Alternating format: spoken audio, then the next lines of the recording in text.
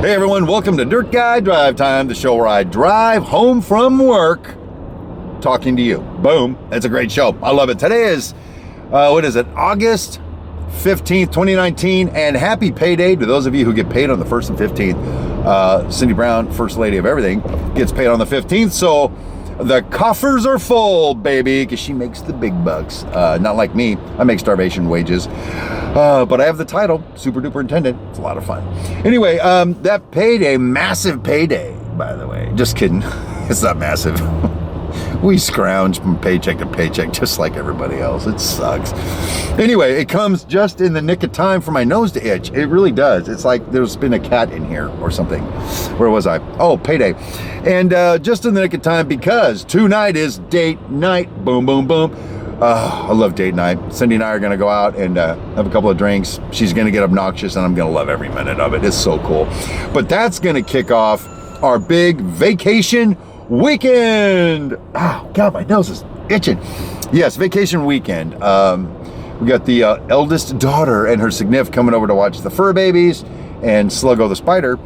And we are going to go off and we're going to sit around a pool, half naked, drinking. We're going to eat. We're going to gamble. We're going to vomit and then repeat. It's going to be so much fun. Okay, the vomit part I just threw in there right now. I haven't really actually discussed that part with Cyndi yet. She may or may not go for it. So I'll let you know. That'll be amazing.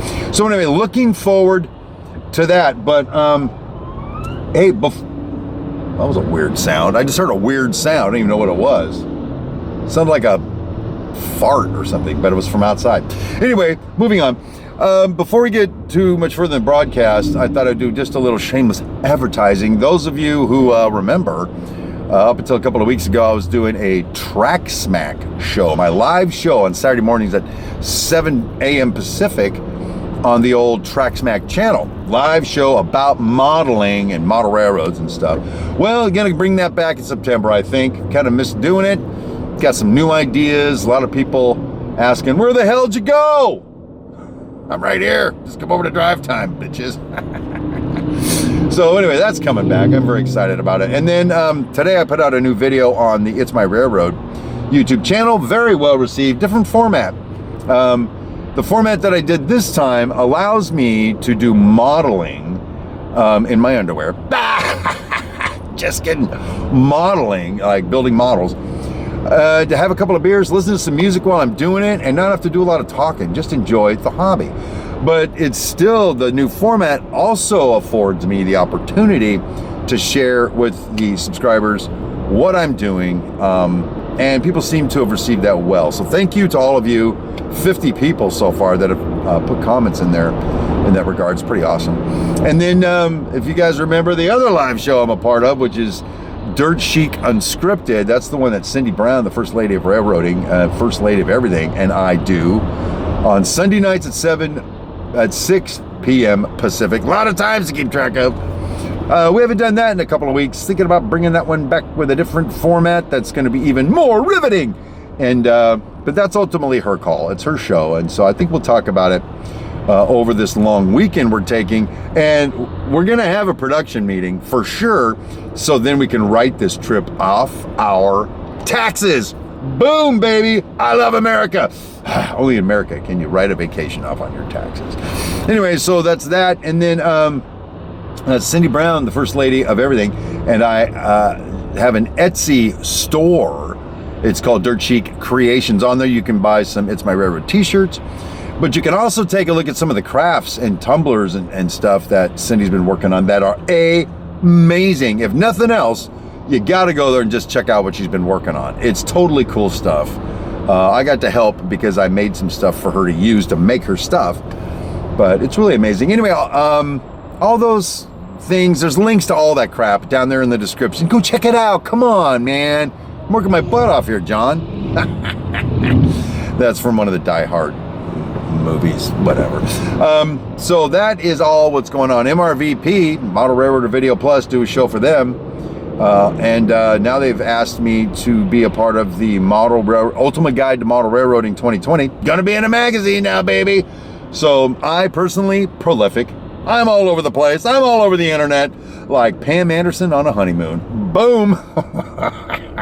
Woo, I'm feisty today.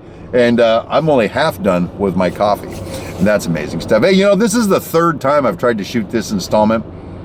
First time, it went really long and just was a piece of crap. Second time, I got a lengthy phone call right in the middle of it. I recorded it, but I think you guys would get bored. So third time, so I'm kind of wound up right now. So anyway, that's the advertising. That's all that stuff. On the work front, it's kind of a good news, bad news day. Start of the day when my assistant superintendent says, hey, El Jefe, because he likes to call me that. I call him Hermano because I speak French. He comes up to me and he says, hey, the steel contractors set the steel for half the hotel 1.5 inches too high.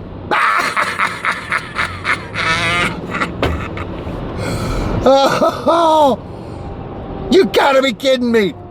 1.5 inches too high. Okay, these are steel columns this big, and the beams are like this big, and it's 16 feet in the air. How did you do that? They don't know how they did it, but they said it wrong. And now the good news is it's already got trusses on it and it's already connected everywhere. How do we fix it? That kind of just took the wind right out of my sails, the steam out of my boiler. I was so freaking livid. And then as I'm trying to come up with a solution in the field, the couple of people I'm talking to kept interrupting me until the point I just turned and walked away from them. They were still talking. I just walked away. Fuck you guys. Anyway, oh, sorry. I dropped an F-bomb. I do that all the time. So that was bad news. But then later on, I got good news, frankly. My general super duper intendant texted me, says, hey, I'm on a phone conference call right now for a job that we're stand a good chance of building about the time your job's over. And I'm like, that's cool. He goes, it's roughly, Harley, here comes another one. There we go. He says it's roughly 10 times the size of the job you're building right now. Whoa! 10 times the size? I'm just one super duper, baby. Anyway, so I'm like, oh, okay, I'm down. And then he goes, and it's in Hawaii. Boom, super down. A job like that would take like 2 years to do. I could live in Hawaii for 2 years, but I decided to play hardball. I said, yeah, that's cool and all. One condition, First Lady comes with me, all my fur babies come with me, and Sluggo the spider. And he says, okay. What? Okay, I don't have that kind of luck. It probably isn't gonna happen. But can you imagine? They pay to move you over there. They pay to have you live there, because I'm not selling my damn house to move over there for 2 years. Not happening, baby. They pay for all of that, and I get to live in Hawaii for 2 years with my wife. Okay, anyway, that's that. Hey, yesterday, I believe it was, we were talking about, I was telling you about celebrities that I've been in the presence of, and it's a true story, by the way. More than once, multiple times. I've been on TV a few times. I've been on the news, actually, but I swore I didn't do it, all right? I was falsely accused. Same thing with the post office, by the way. So, some of you may know, I used to do fighting robots, remote-controlled machines that are designed to destroy each other in a bulletproof arena. And I had my own event, and I participated on the show BattleBots as well. And by the way, if you say BattleBots without their permission, they sue your shit. So I'm going to get a lawsuit now. BattleBots, BattleBots, BattleBots. Suck it, mighty sucker. So that's really cool and all. Actually, if you go on YouTube and type in BattleBots Steve Brown or BattleBots Greenspan, which was my robot, videos pop up, show you how I did the show on Comedy Central. And then if you go in and you type Steel Conflict, people have uploaded YouTube videos of the Steel Conflict shows that I used to host. I had a 50,000 pound fighting robot arena that I built in my garage that we would drive out on 2 40-foot flatbed trucks, set it up, and it was 48 feet by 48 feet, I think. and 12 feet tall. Anyway, fight robots to the death, and it was a lot of fun. Cost me just a shit ton of money though. My very last event, I made $8,000, which was only a drop in the bucket compared to the, I'm going to say, $250,000 I spent on it. I had a couple of good years in construction and thought I was going to get into this full time, and all it did was suck me dry and leave me penniless. So what a dumbass. Thank you very much. Anyway, through those two experiences, BattleBots and Steel Conflict, one, I got a phone call one day from the producers of CSI, the TV show, and they say, hey, we want you to set up your arena and a soundstage, and we want to pay you $5,000 to do that. And I said, okay. And so Steel Conflict actually set up, and the cast that was Marg Helgenberger, the female detective on CSI, Nick, and then the guy, I think is Bass, Detective Bass. They were all there, and we had lunch with them. We got to hang out with them. Totally badass, I might add. And you can actually, if you know where to look, you can see me in the show for 28 frames is what I counted in slow-mo. Now, 1 second on TV is 29.97 frames. So I wasn't even in there for a second, but I saw my head pop out. Second thing was, I just finished, for BattleBots, my kid just finished fighting a match, and his robot was all honked up. And so we took it back to the pits, and I think I went out to have a smoke or something. I went out to have a beer, whatever. Came back to pull an all-nighter working on my robot.